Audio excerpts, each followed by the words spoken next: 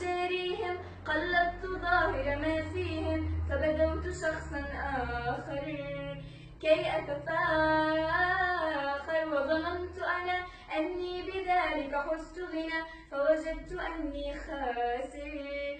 فتلك مظاهر لا نحتاج المال كي نزداد جمالا، جوهرنا هنا في القلب تلالا، لا نرضي الناس بما لا نرضاه لنا حالا، ذاك جمالنا يسمو يتعالى.